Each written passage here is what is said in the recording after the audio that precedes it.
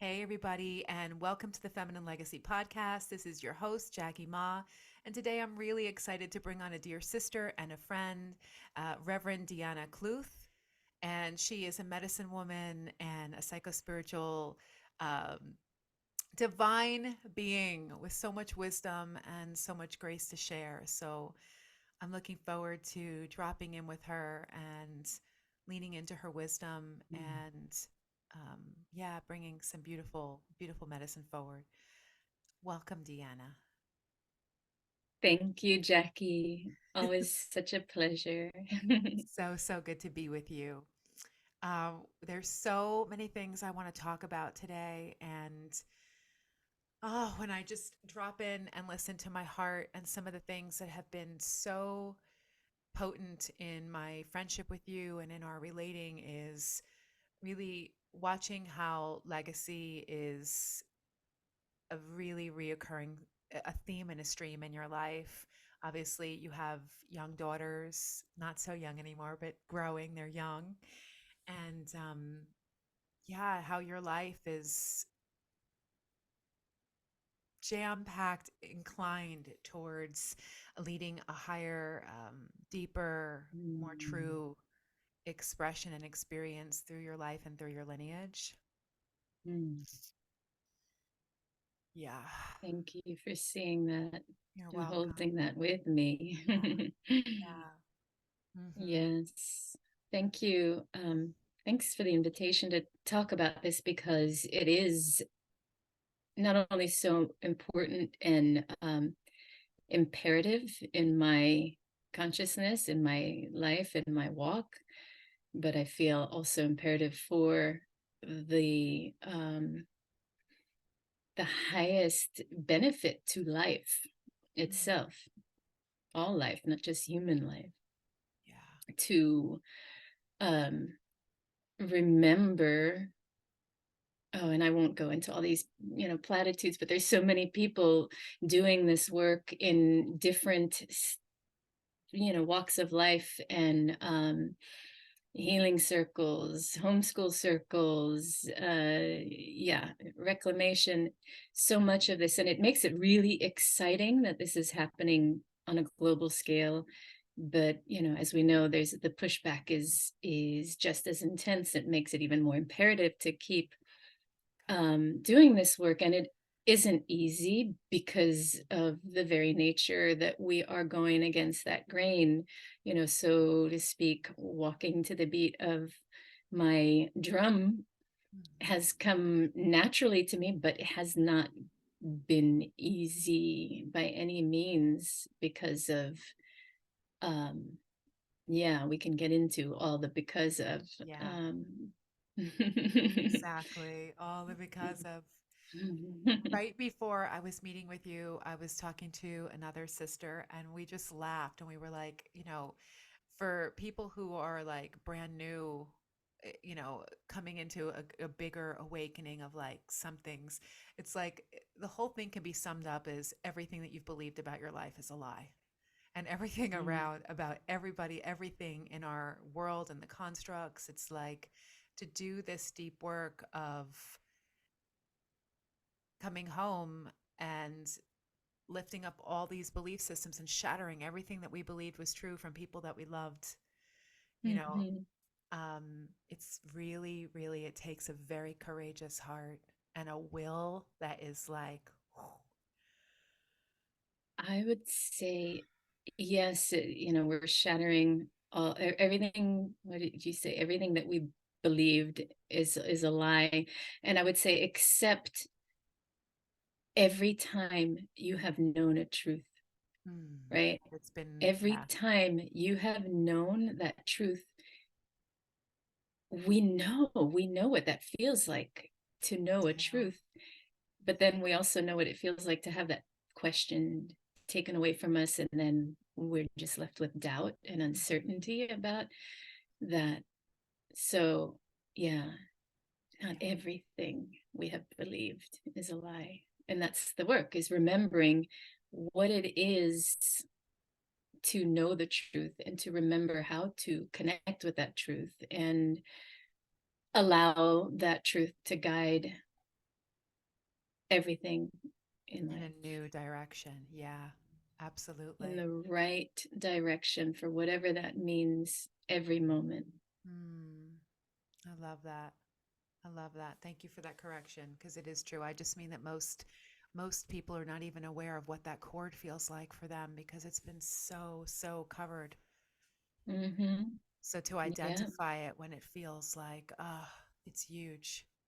Yeah. I would say all of us, there's that part of us that's parceled off, but that knows what Yeah. is true and what is right. And I mean, thank goodness there's some big conversation going on around that now. And yeah, I mean, we talk about politically right now with the education in America here for Mm, those viewers outside of the States.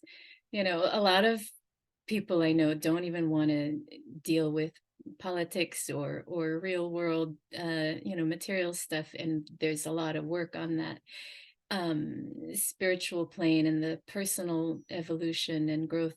But it's interesting to see what's playing out across the board and the wave of awakening that's happening even in political realms and the conversation around, again, we're trying to censor education so that we can continue the lies yeah. and to serve a an oppressive purpose that perpetuates this self-protection, preservation, and like not dealing with the fears and not dealing with the root and healing the core.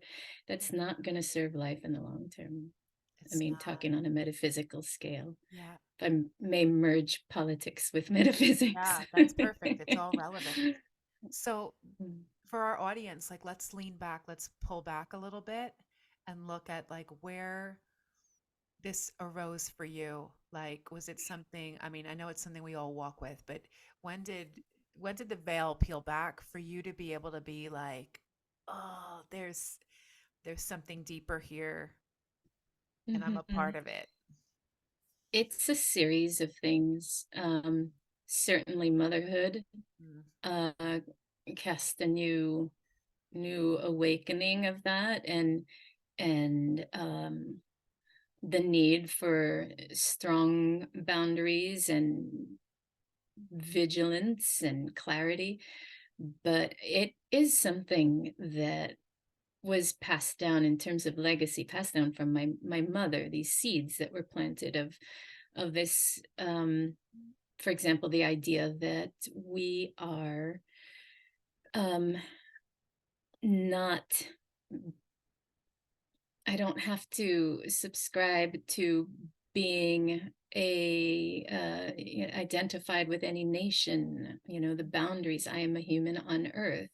yeah. Um, and so that legacy, that planted that seed of awareness. And then also just the mystery of um, my mother and the collapse of my own family that I grew up in.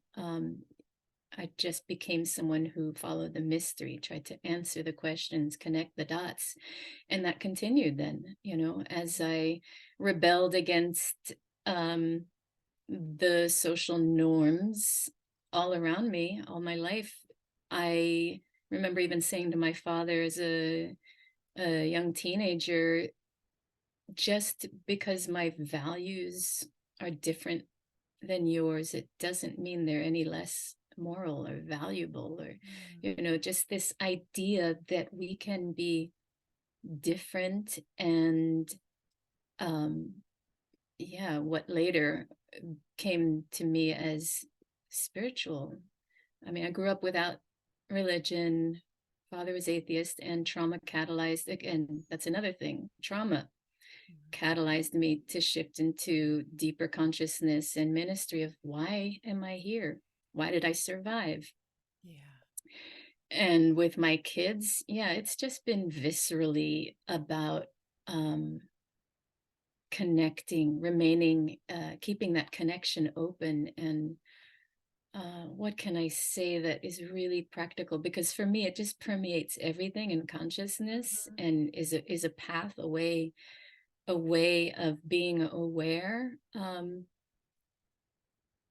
would say that anytime I've been so uncomfortable in my skin, like I look to feel comfortable, and it used to be self-soothing medication, numbing, drinking alcohol, um, smoking marijuana, and eventually I came back again and again to keep aligning with truth within me. And Mm. how can I keep doing that and being comfortable in this world that doesn't always mirror the truth of how I live, how I feel comfortable? And I don't want to be put into, round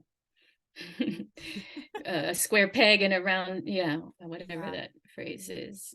But it wasn't just one thing, yeah. Jackie, to answer your question. It wasn't simple, and certainly lifetimes too Oh, of catalysts and healing and resilience. But becoming a mother and working together with a partner, uh in my husband, to be these people who hold space for raising these children, and then at the same time raising myself up, mhm. my inner children. It's just a constant evolution for me. And I just know viscerally everything I see in the world is reflecting that for me Yeah. and making me question everything. And yeah, we can talk about why, I turned to homeschooling as a result of that following, that knowing. Yeah, I was curious. Did you know when you were pregnant that you wanted to homeschool? Was this something that was like in your awareness, in your culture, in how you grew up, or is it brand new? No, even having a home birth was something that I didn't know about. But then when I was interviewing to have, someone by my side, and she said, "Oh, well, I do home births." I was like, "Wait a minute, I don't have to do it at the hospital? Well, of Mhm. course we're going to do it at home." So Yeah. no, it wasn't in my culture. It wasn't in my awareness. A lot of this information we just don't have. I mean, there's much more out there in certain circles, but in general, the public population Doesn't, is yeah. not informed.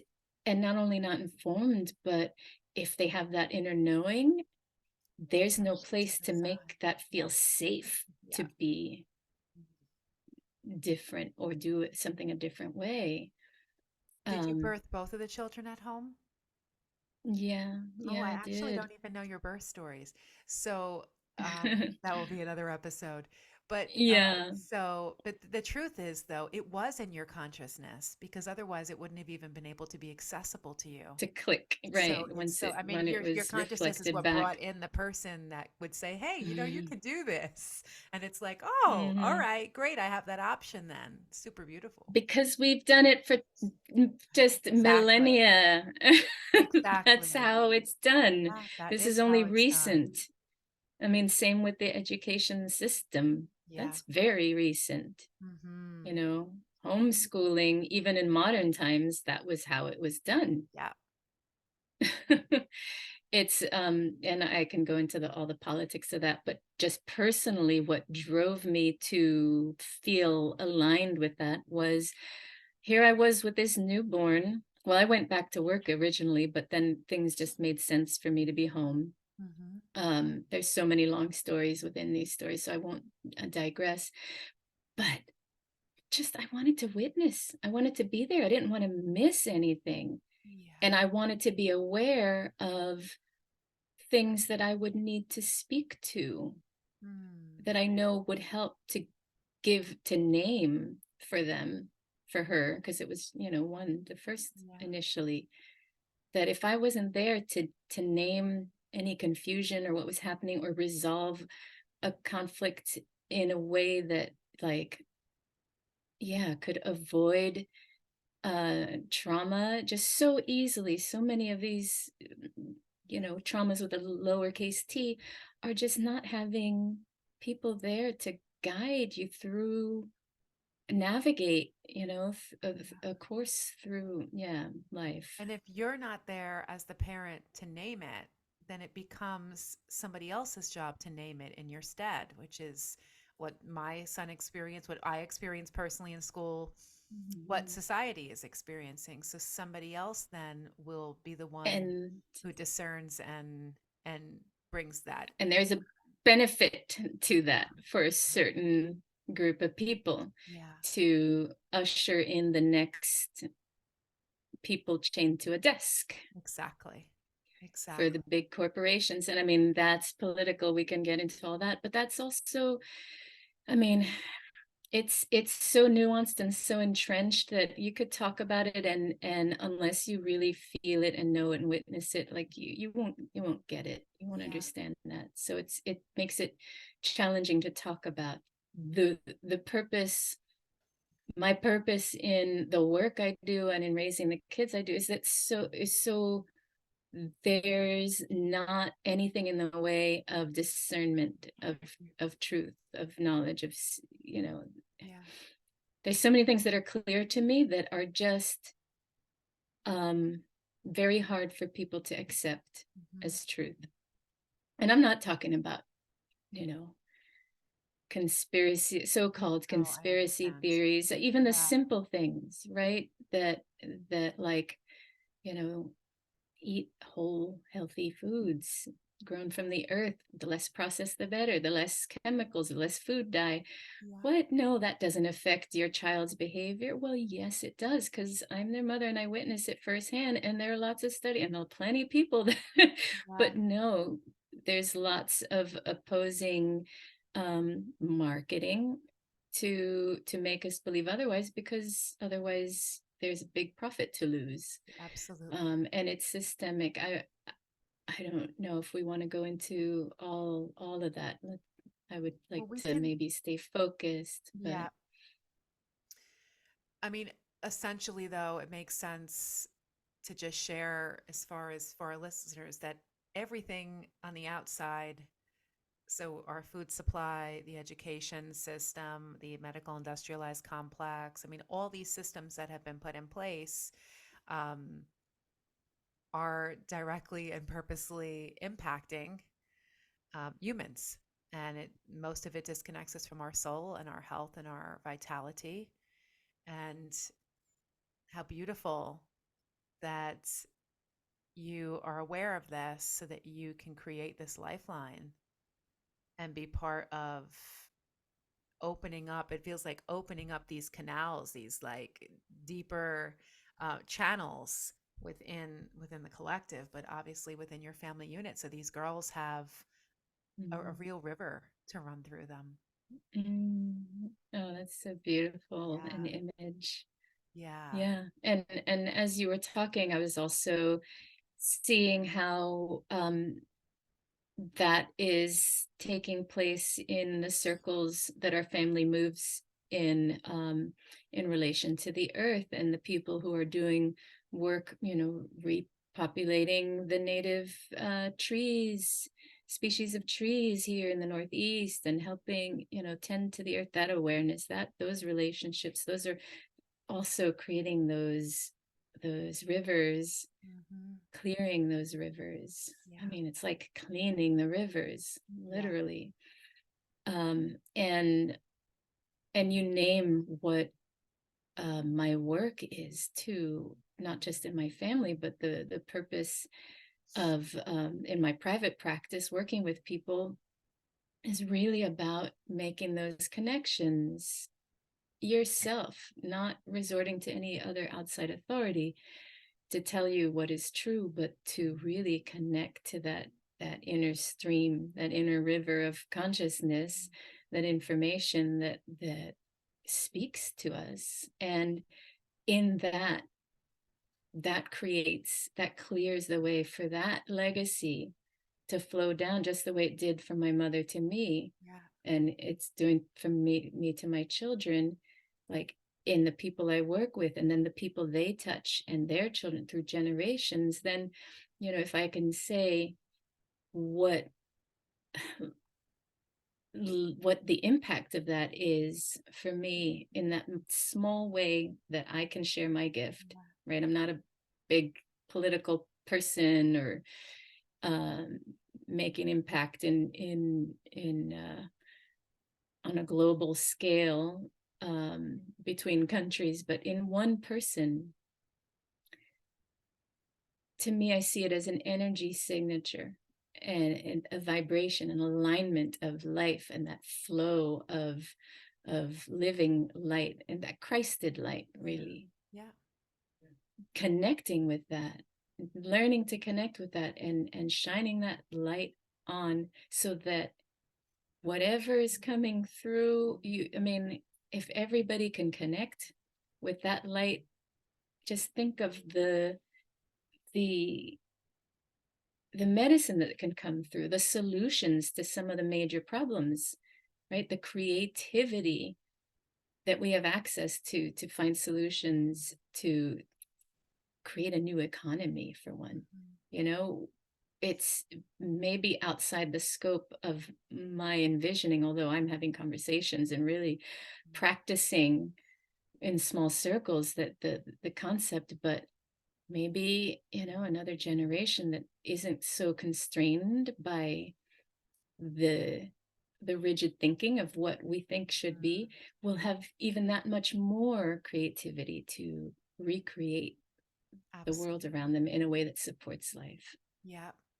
And they'll also have so much more Shakti unhindered by Exactly. That these, flow. yeah, by these programs and by this continuous overlay. So your girls are in a position right now, um, with doors that are open for them, windows that are open. There's much more permeability, flexibility, Mm. for them to be able to really, really drop in and offer. It's like just so much more can come through. It's so powerful.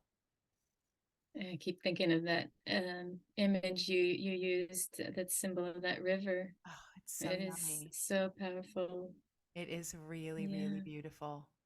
So tell me about you and Fred were both on board and were like, oh, did any of your community, did any, was, who was in your world that was like, homeschooling's a thing? Because it wasn't even on my radar at all, Mm. right? But it was for you. So Yeah, I'm curious as it to, it has definitely grown and become more available to people, and much more opportunities to homeschool and connect with other homeschoolers. Even over the years, I've been last 10 years I've been homeschooling. um it was not necessarily, I'm trying to remember, it wasn't our plan. What happened was we got to that age where, the next step is to start looking for places for them to go to school around like age 2. I mean, we were fortunate that I didn't have to put her in anywhere as an infant. Um, but we placed her in this one that was highly recommended, and we did this thing also called elimination communication, what's that? EC, where uh, the children, you learn to be aware of their cues for when they have to go Okay. to the Got bathroom, it. I and know what then it is now. Yeah. place them on a potty for those listening. Yeah. Um, so we'd be out at the playground, and if she showed me that cue, which it was funny sometimes for Vivian, it would be like she'd be talking to her friend and all of a sudden slap them, and I'm like, oh, you gotta pee, and we'd go. Or throwing things off of the high chair, like, the food. That was another signal. I realized, oh, that means she has to go to the bathroom. Whatever it is, there was a signal. And so that was this respect for this communication, and unspoken language of just paying that much attention and honoring the body. And so by the time she was 2, she had been out of diapers, and um, so she was in a place where there were other people. They were in diapers, drinking from bottles, and crying. She was okay. She was like, wave goodbye. But then I came back, and she was just so unsettled. There was so many the other energy of tearfulness and uncertainty just wasn't a good environment for this happy child, who then just began to shut down. I said, my husband and I looked at each other and we're like, where's our happy child? So it was more just the two of us listening and paying attention to her, and not feeling right about, Beautiful. just not feeling right. So it's not that it is not right. It wasn't right for us, and we listened to that. It Mm-hmm. wasn't right for her, and we listened to that. And so, we tried different things, different schools, different uh like lengths of time, duration in school. So we tested the waters, but more and more it just we knew it was right for her to come home. When that second year, she just had a different teacher, and it was not, we ended up landing with a really beautiful and wonderful teacher eventually after that first series. And it was this like grandmother, Muslim woman, would get right down with the children, and she respected them. She respected their little life, to let them play freely, knowing that they had the capacity to then put things away before, she really held space for the spirit to expand, and sovereignty. It was beautiful. Then the next teacher, unfortunately, everything got switched up, and this woman like yelled at another student for trying to help, because it wasn't the student she asked to help put the pencils away, and there was a lot of stress rolling, and I was like, that's it, last straw. Because I sat in for the week just to observe, and we moved out. So I mean, that's what I did. I just paid attention, I listened, and I trusted my gut, and the rest is history. I did the research, I read books. There's so many great people. And then we kept looking into other schools, other kinds of education models, um, public free schools, Sudbury, and yeah. And even in homeschooling, there's a wide gamut, and we just followed the path that our children led. When the second daughter came along, she took us to unschooling, the radical unschooling, because Of course she did. was a little she's a little dyslexic, had a little more need to for freedom to find her way that wasn't oppressive, Yeah. and demanded that it not be oppressive.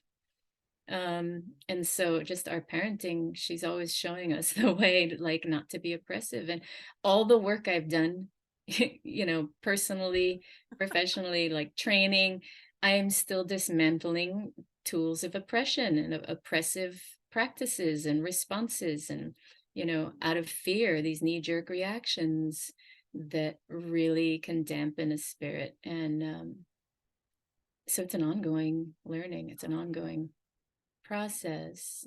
I know we've A certainly lifetime. shared a lot about it. It's can be heart-wrenching, and Yeah. we're really treading, new ground in a way, even though we're going back to certain remembering. But we're in a new time. We're in a new modern world. It's just everything is new. Every moment is new. And what is this moment calling for that is Mhm. different? Which takes me back to why it's so important to connect with that inner knowing, and remember what our ancestors did, and not just take what our ancestors have passed down to us, and what institutions or religions or spiritual practices, but really doing it like the first ancestor did not get a manual, did not have an ancestor passing down the wisdom. How was it done? Connect directly to Yeah. source, to spirit.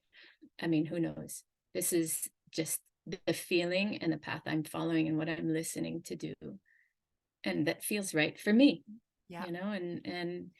and I think that's the beauty of it. When you do that, you're going to always do what feels right for you. Yeah. And it's always couched in do no harm, right? Mhm. Good for me, but also for all of life. Yeah. It's incredible to see that even just from this time of COVID, I mean, homeschooling now, it's amazing how the divine uses all of these moments to bring about new life. So now we're seeing people all over the place learning about homeschooling, creating new ways of schooling children, pulling their kids out of the main Questioning. system. Quite, absolutely, all of it. It's incredible. Like it's Yeah. almost, I mean, I know we're in it, but it's almost like regular conversation for regular dinner tables, not just spiritual people, like Hmm. people that are like just Yes. have kids. Like a whole other Yes. avenue of a whole new river opened up. It totally did, not just with education, but it's beautiful to hear on the radio stations that incessantly, talk. They say, "Okay, pause. We're going to have a little moment of Yeah. meditation," and like, or to see the messiness of human life that happened as we went, home offices, and here's the reality, right? And the stress of that, and that everybody was in that fear and stress and uncertainty, and like coming together with this, yeah, removed a layer of mask that we didn't have to like Mhm. be ashamed and hide behind anymore. Of course, yeah, we don't stay there. Many people put masks back on, but it did deepen the conversation. Yeah. Yeah. And another moment in this pandemic, I mean, we all had ways that we coped with it, and kids were sensitive even if they weren't aware of um, the details and the conversations. They certainly felt the magnitude of what was going on in the world, right? The energy of it. Yeah.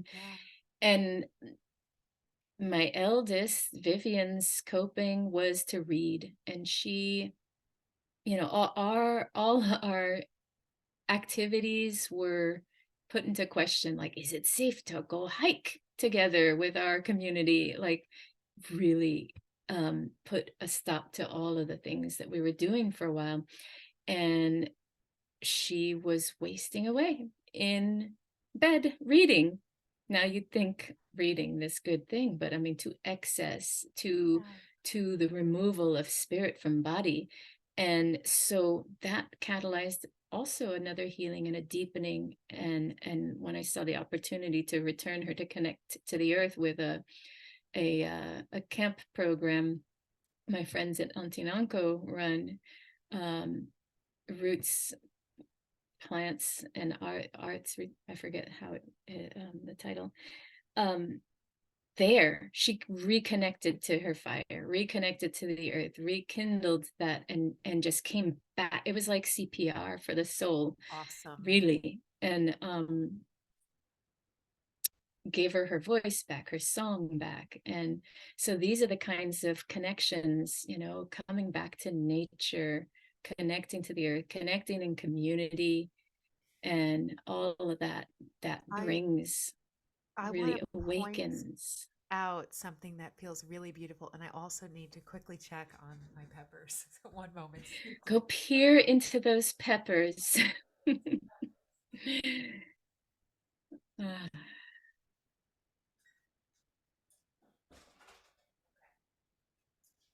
Um, what is what is coming up for me when you're sharing this is, and I know you don't take it for granted, but I just feel really inclined to say that when all parents strive to be able to be um, open and guide and lead their children in the direction, right, that is like most true. I think that most parents have an open heart in that sense that like people have pretty good intentions for their kids, regardless of what they're doing, right? It doesn't work always out. questioning. Yeah. Mhm. It doesn't work out a great deal of the time, but the truth is, um, because of this consciousness that you're carrying and this level of awareness where you are, which I know is well earned in lifetimes. I understand all that, but just this, because of that, you are able to read the cues of what spirit is guiding you to do and offer to your child. So this is just a perfect example of if there is that flexibility, if there is that light and that openness, then there is that capacity to be like, oh, this is what my child's experiencing. So I know I'm being guided and directed to pull in this thing that will be a medicine for them. But if we are Hmm. not, which so many are not, aware and able to receive those cues because of the level of burden or conditioning, whatever it is, that river is not open. So what we're talking about essentially is the Oribus. It's a full circle of, I mean, this is maintaining the riverbed. I mean, that is essentially maintaining the soul, maintaining the vessel and the riverbed so that we can just have all of this open so that we can be more easily guided. It's never easy, but so we can catch the cues and be like, oh, like the crossing guard. Vivian needs to go this way. And Charlotte's going this way. Cody's going this way. we can't do it alone. Yeah. We need that community. We can't tend to the river and the land alone. We need the whole community coming to the river. And I didn't do this alone. I didn't know what to do. I didn't have all the answers. So I questioned, I sought advice, I sought support. Yeah. I talked to my friend who's a child psychologist, who in that instance was like, just notice what she's doing. What is it a coping mechanism for? And don't necessarily point it out and make it weird, or dramatize what is just normal for all of this guidance. And then, but I kept looking and listening, and then yeah, my friends were doing this beautiful camp. Like, I couldn't do that myself. It wasn't working for me to try to resuscitate her at home. I Yeah. needed to send her out to community for support, and Mhm. I, as much as I am aware of these things, I don't always know what to do or have the answers or know what is the right next step. I seek counseling. I seek, Yeah. my support team. But what happens, I think, a lot is people carry so much shame around. I certainly did Mhm. carry so much shame about, when things are not perfect or when they're not working, or, the perception. It goes back to those masks, the perception that we portray in the world. And, for up until the quarantine, it was much more taboo to reveal just how hard a struggle was. I mean, even the talk that's much more candid now about post uh, um, partum Yeah. uh, issues and all kinds of stuff are much more normalized than they were 5, 10, 40 years Absolutely. ago.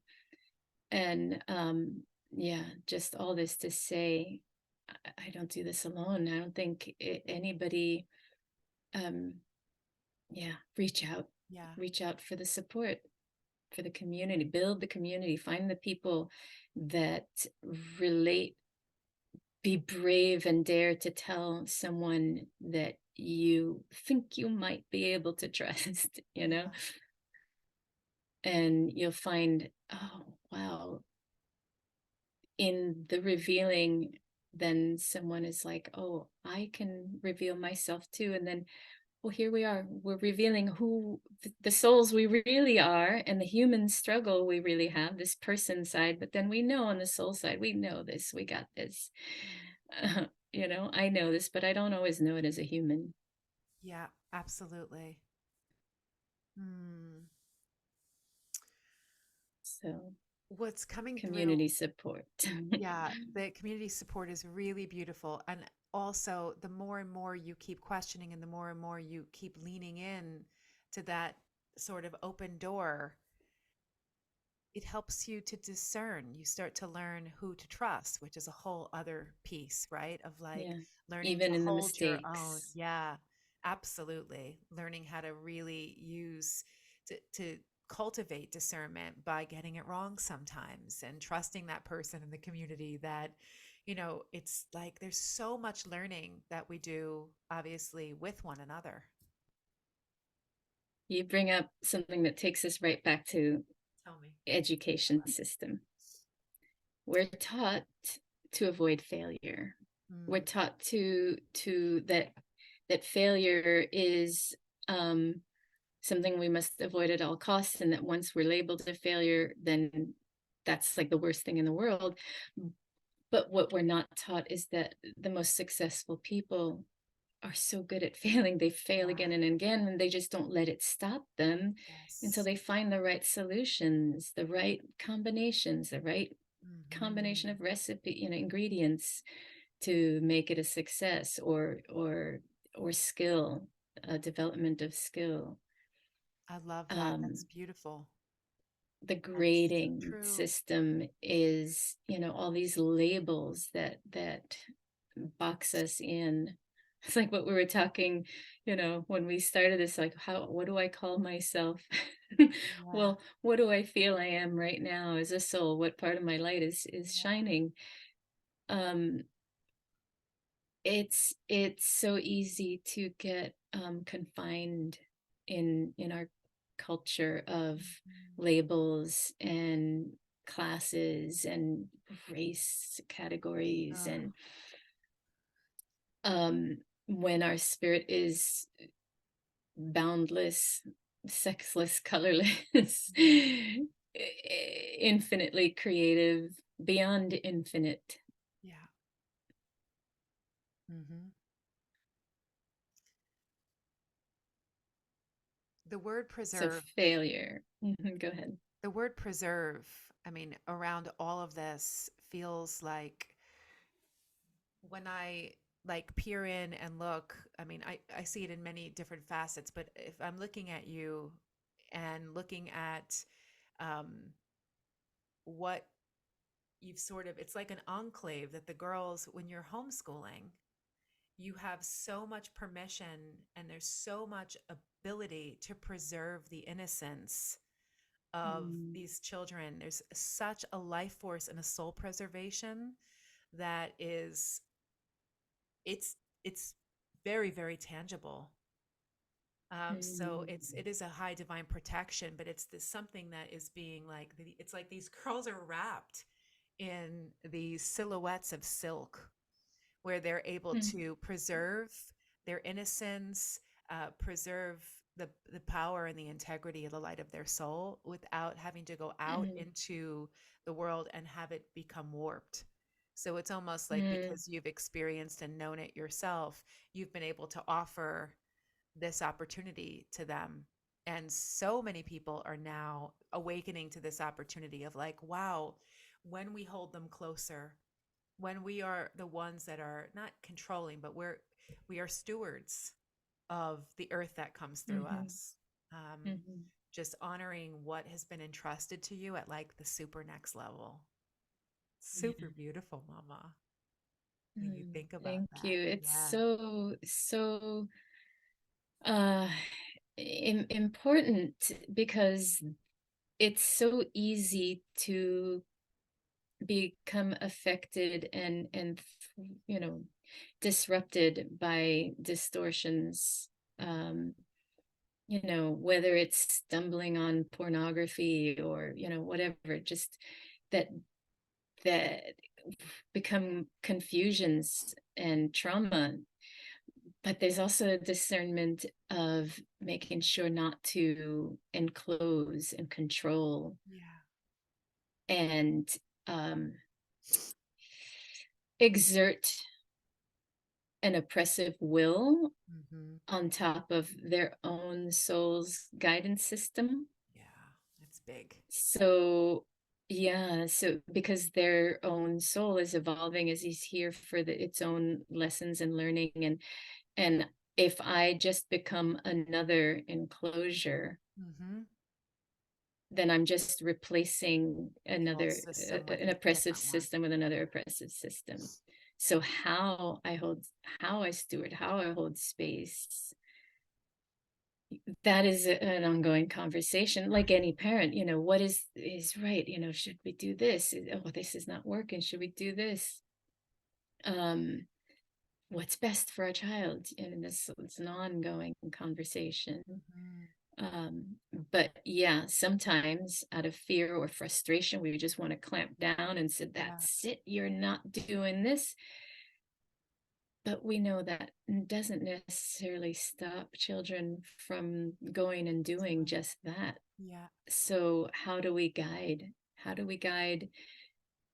We offer information, we talk through, we understand the need, and maybe, offer up a selection um, of items that might fulfill that need in other ways. And I Mhm. mean, yeah, so all this to say that discernment of also, while being that, you know, gauzy silk, beautiful protection of innocence, how do we not stifle Yeah, let it be breathable. Yeah. their spirit? Mhm. Yeah. Absolutely. Yeah. And so And no matter, usually because of our fear. yeah. So it's that inner work that then I have to keep doing on myself. It's not so much about them or even my relationship. It's about me and my past and the baggage I'm carrying and what unfinished business I haven't resolved that's leaking all over the place. Yeah. It's really interesting too to watch. And again, I say all this with there cannot be judgment in this because just from whatever angle you're in at the river, I mean, it's ours to contend with. It's our karma, right? Right. So no matter what the walk is with our children, but so there's this, as you said, just being able for that to be breathable, for them to be able to let their own soul shine through, and none of us are unscathed, no matter what path we're taking in our parenting It's around. all learning. It's all learning, exactly. Um, so it's making me kind of lean into also, I mean, every soul needs something different. There is no like right way to do this. Like some kids will really thrive in a Yes. structure and that is what their path is going to be. And other kids really need to have a different form of structure, a new fabric Hmm. around them so that they can be, guided. Yes. And Um, that becomes it's big. difficult to hold space for when how I am as a person, a body, a soul, whatever, a human, how I interact with the world conflicts with, maybe how they need me to. So that's when I outsource to community. If you need something more dynamic, more outgoing that I can't provide because that's not my skill, my forte, my way, Yeah. it's that discernment of matching in homeschooling. We call it learning and teaching styles, and they don't always match. The parent and the child don't always match, Yeah. and that can create friction or create needs not being met, and so you got to be creative to find a solution that then works to support what the child needs as well as what the parent can do, what the parent needs. I'm curious. I have a question that is like pulling at me. I want to try to phrase it and see what comes through for Hmm. you or what your beliefs or feelings are about it. But in the context of being in that flow with your child and parenting, what I'm leaning towards is: do you believe or feel that it is valuable and vital for the parent and child at times to not be in that same thread, so to speak, so that there is the opposition for that child to be able to, assess their own power, to grow their own strength. So it's not just we like we're always getting along and I have the right answer, but also opening up that space for that child to push up against those boundaries so that it can learn inside the home versus necessarily outside in the world first, how to be able to do that and exert power and will and strength um, in a healthy way. Yeah, yeah. What I heard you ask with, I think, were two things.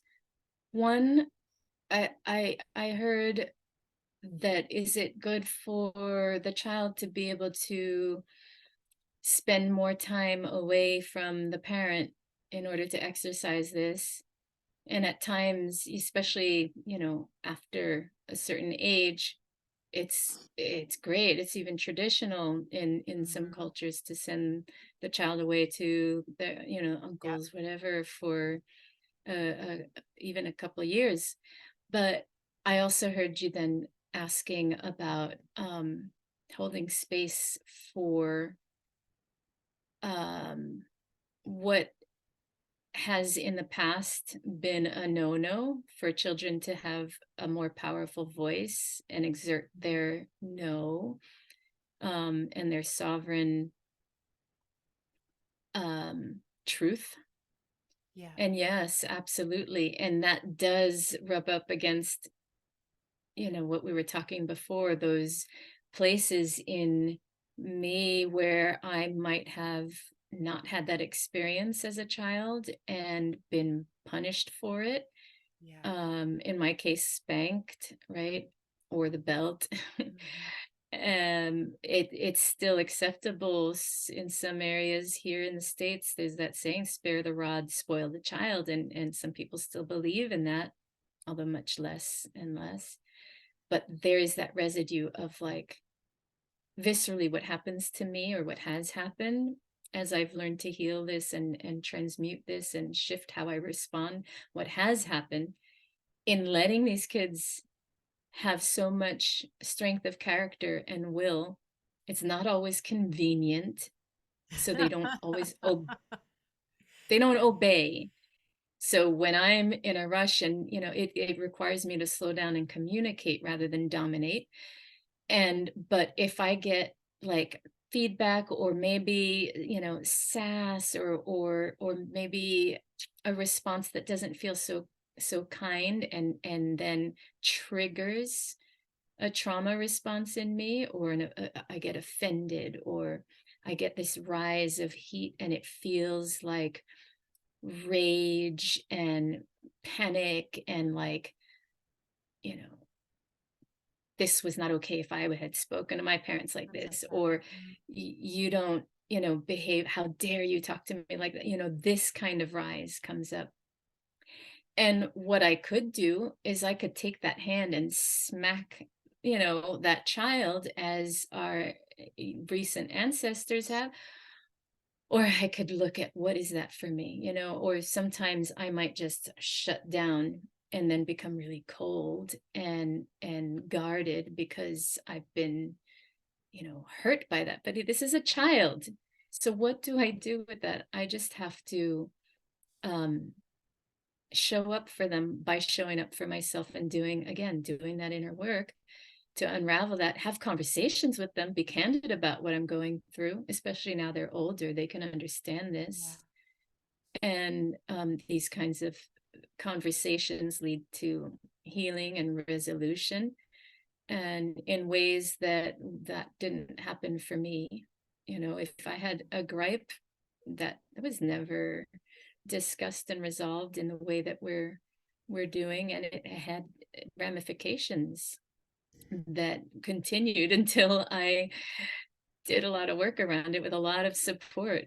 um, but so that's what happens in those moments. Absolutely, it's important to have them test that, and in that, working through that, they learn how to communicate better. They learn how to be conscious of the power of their words and Yeah. energy. They learn new ways. I mean, because we're both therapists too, we practice certain techniques like the imago technique, where if we need to resolve something, we say, when you said I felt this, and just okay, I hear you saying this, and just hearing and witnessing just resolves so much. Like when we were children, just to be heard and witnessed and acknowledged would have just been everything, right? It's just that acknowledgement sometimes. And so they're learning all of that. And I see them using those skills then with their friends. They're already putting it into practice, and um, may that carry through and, create a generation of new citizens who can communicate and govern with kindness and presence and consciousness for the good of all, for Yeah. this earth, for each other. So it is an act of rebellion and revolution, making the choice I made to guide them this way. I've known that all along, but boy, I had no idea what I was getting into and how nuanced and arduous a process it would be. It's How big. much it would unearth for me and between me and my partner Freddie. Like, Mhm. it's been really difficult at times. But if parenting is going to be difficult anyway, Yeah, exactly. then why not choose what feels right for us, Exactly. for anybody? Listening to you speak, I'm remembering a conversation I just had with another sister, Cece, and she was laughing and saying, you know, our generation, we weren't, our feelings didn't matter. Like the way that we were raised, like feelings was not necessarily a thing. It was like, Hmm. and this, the way we've raised our kids, their feelings have mattered. Now there's a little bit of an overboard. The pendulum is swinging in a whole different direction. But I guess it needs to do that, right? To kind of find the center of where your feelings aren't everything, Exactly. but they matter. Um, but yeah, our generation, your generation X, right? I don't know. I don't pay Okay. attention to those things. I'm I learning. I'm learning. There are okay. areas I'm learning, but this is also cultural, right? If we were raised in Eastern India, we would learn detachment, non-attachment. We would have a whole different context and framework Mhm. for living. Not to say that that's the ideal either, right? But the pockets that of wisdom that we can choose to call into our evolution that work for us, and whether personally or collectively, are vast. There's so much that we can, so many tools that we can call into utilize to support this process. But it's an interesting thing to consider that what you're talking about is really, for people, for cultures like in America, this emotional, Yeah. um uh, I mean, I laugh about Charlotte, my youngest, saying, I'm having my feelings, and they're like, okay, we taught you that, and here's another nugget of wisdom Yeah. That was one to thread, put honey. into practice. Yeah. Yes, yes. Yeah. Really, really interesting. It's so much to be a full human, right? All the fragrances. Yeah, and finding the balance. Again, always, doing the best to just find what works in the moment for what is at hand. Parenting is like, wow. It is big, And big. this word parenting, in one of our conversations on living learning that I had with a couple other unschooling friends and I, where we interviewed some other people doing great work around this, um, one of the things that we talked about was even this word parenting. It's a modern word, right? It's a word that places hierarchy and doing to another. And so it was interesting. We really unpacked that. So these are the kinds of things we'll do, is especially as an unschooler, is unpacking all these layers of what we take for granted, what we think is normal, that or has been around forever, when it Mhm. hasn't necessarily. There have just been ways community guiding and learning, because you're working beside the community and watching how things are done and working together. That's one way, right? Um, and the parenting was really a whole community process. And then there are other, yeah. So this parenting, this word parenting, I just had to name that because I, I tend to lean away from using that. And I tend to lean away from saying our children, and, think all of this The ownership. consciousness has come around, unpacking these ideas that have power and Mm, carry definitions that I don't necessarily agree with. got it. Mm, Yeah, it's beautiful. It's very, very rich. I'm so glad that mm, I'm not having to do a big part of what you're doing. I do it in a different perspective. My child is older and things are different for me. But yeah, yeah, it's it's a really different beautiful. world It is. too. It's a different world now. And so it's really, really beautiful to acknowledge all the different threads that each family unit and that each being is being, being called to bring forth. And so beautiful that you have the support of this community that seems like it's really landed for you to be able to learn And and you're grow part in of that things. community. It's cultivating Yeah. the relationships and communication, um, that supports more gentleness and kindness and What would you immense love. say? Yeah, immense love. What would you say um, for people who don't yet have communities, um, right? And or That their it's so infrastructure. so important to seek that infrastructure, like, even, and it's always changing. Even in our journey, that community has been there at different depths of levels, but doesn't always meet every need, Yeah. right? So fostering different relationships with many people, or if you're more of an introvert like I can be, really discerning some significant people. And if you don't have it readily, like if you live out in the middle of nowhere, now we have, you know, the the online social communities. There are groups. Seek out the groups, the homeschooling groups. There are groups for every minute definition, right? That Yeah. you can go and listen to what people are doing, ask for support, that is free. This is a free resource. And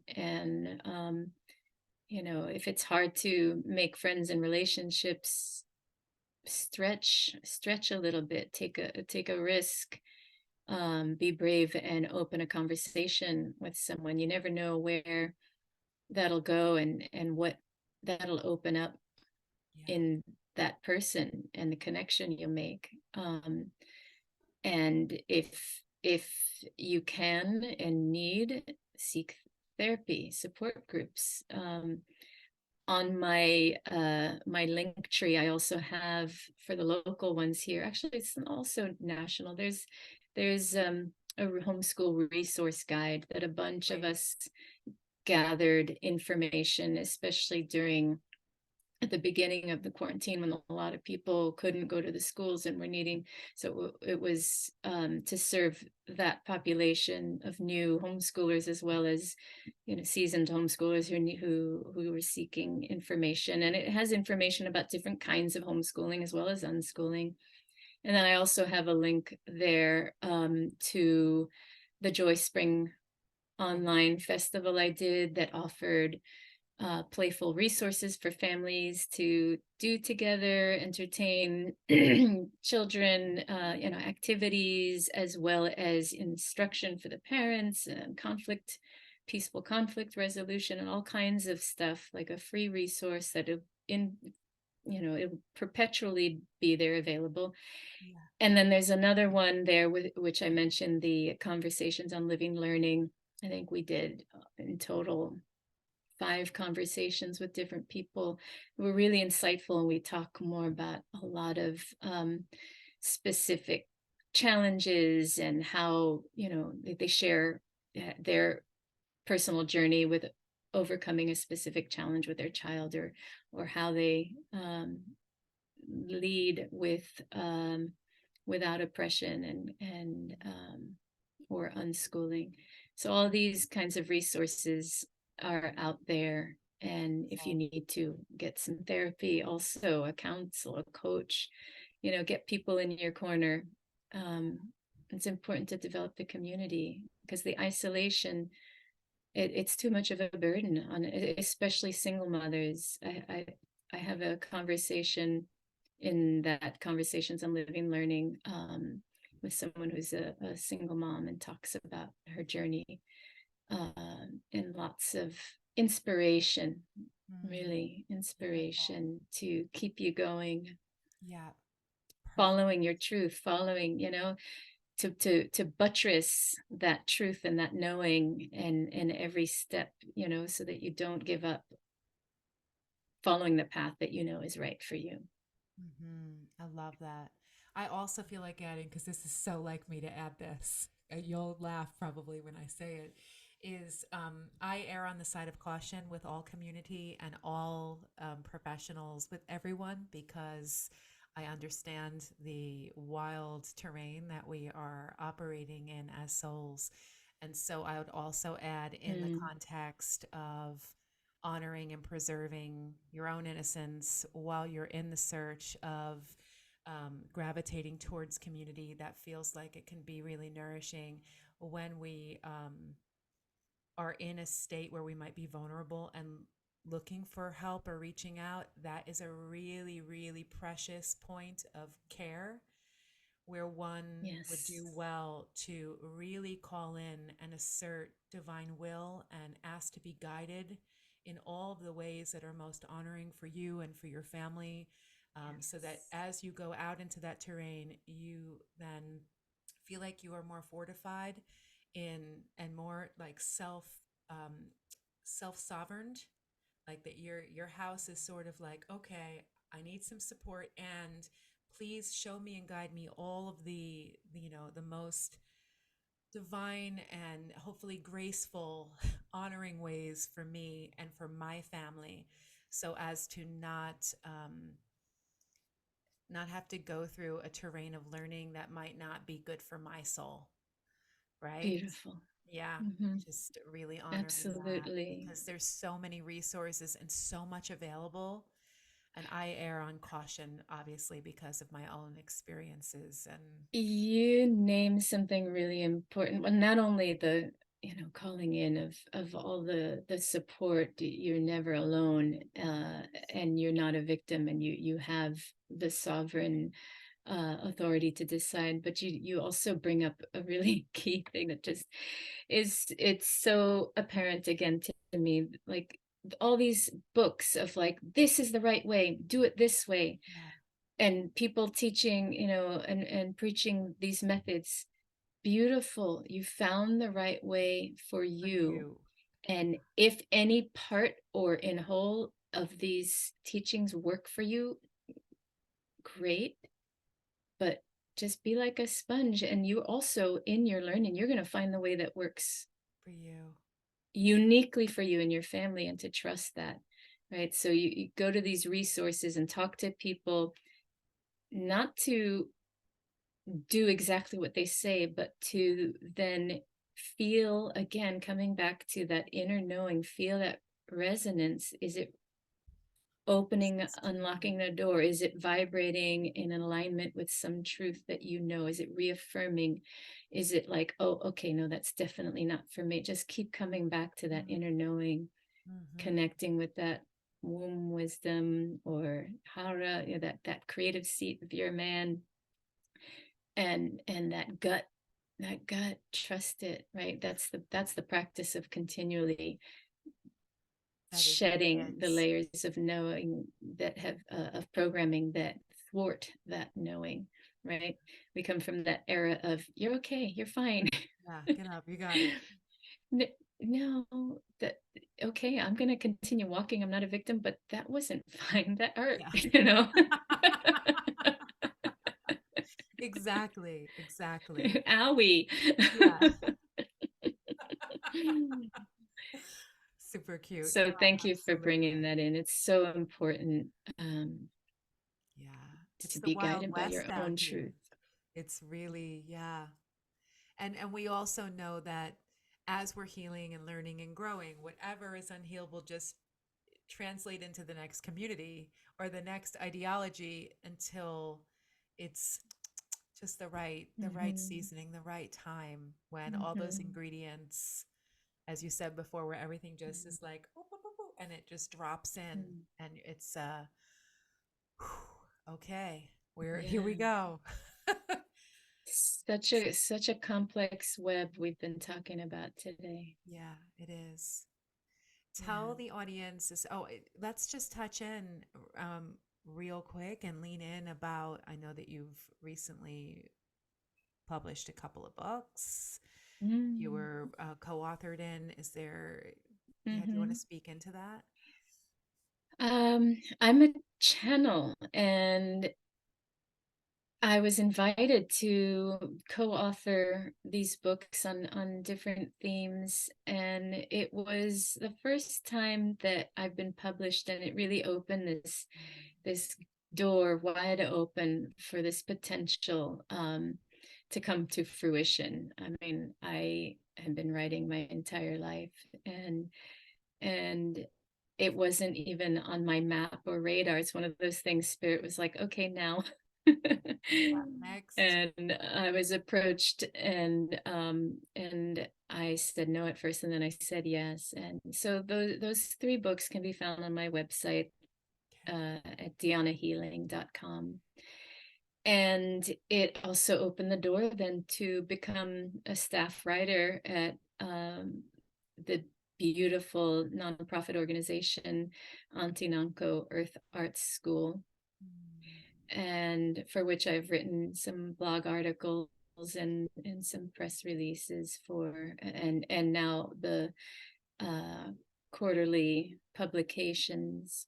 beautiful. So it's really wonderful how that has unfolded, and the purpose of my writing is the same, as my work. It serves to uh yeah, speak to truth, to catalyze activations of healing, and um yeah, I mean that sums it up.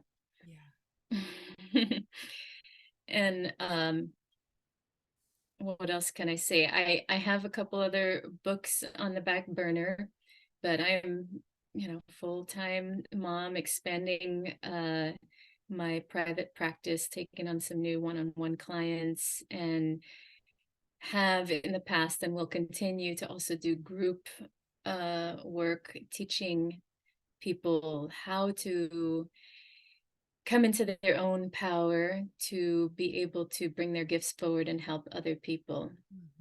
Hmm. But mostly to clear those blocks, to keep clearing those blocks, to let that inner light shine, to move from point pain to point free, to really liberate. It's that liberation work of shedding the manacles. Manacles? Yes. Yeah. um, yeah, Mm, beautiful. Beautiful. yeah, So we'll and have all those continually links. learning. Hmm. Thank you. We'll have all the links below so that anybody who needs resources and wants to get in touch with you as a resource, that is Hmm. available to them. And Yes, most recently, Freddie, my husband, and I did a community service talking about trauma and intimacy, and I'll be making that available for uh, download. Yeah, just as an offering to support that work that we're doing, moving through ancestral and lived trauma so that we can get to the business of the joyful pleasure that we are designed to experience here as well. Right? We're not just here for the pain. Yeah, exactly. No, we need to be made, we're making it Yeah. available for the joy. Yeah. Yeah. Yeah. So if you want to work with me one on one, yeah, what I do is that convergence of womb wisdom, of connecting with ancestral and spirit guidance, and healing trauma, somatic work, really gentle, intuitive guidance, teaching you to listen to your own inner light, layered with dream work, depth psychology, and all this, foundations that I've learned, like cognitive mindfulness practices, as well as deep spiritual work. Beautiful. Beautiful. It's magic. Mm. Thank you for your beautiful work, Mama. Thank you. It is magic. This is all magic. We call it magic, but it just is. It It's is. Yeah. it's It's funny that I the just used that life. term. It is. Yeah. I love it. It's our natural It is. state. It is magic Mm-hmm. because we're remembering in human, but the truth is, I mean, it's just it's the real deal. It's the truth. Mm. Yeah. All these, I love you. Thank you for holding this I magical love you. space for all I these love you. conversations that you invite to share with the public Thank for the you purpose of so our much for the wisdom. evolution. Yeah. We'll be, I know there's other facets and other avenues we'll talk about in the future. Because there's so much here. There's So so everyone, much. thank you so much for joining us, and thank you, Deanna, for coming on. And may you receive blessing from this conversation, and may it lead you deeper into your own wisdom well. And may grace and your true community and all the things that you need be available to you in the perfect, perfect time. Thank you, thank you, thank you. Mm. All right, Oh, we're going to sign off, Ameteo. everybody. Thank you. Yes, thank you.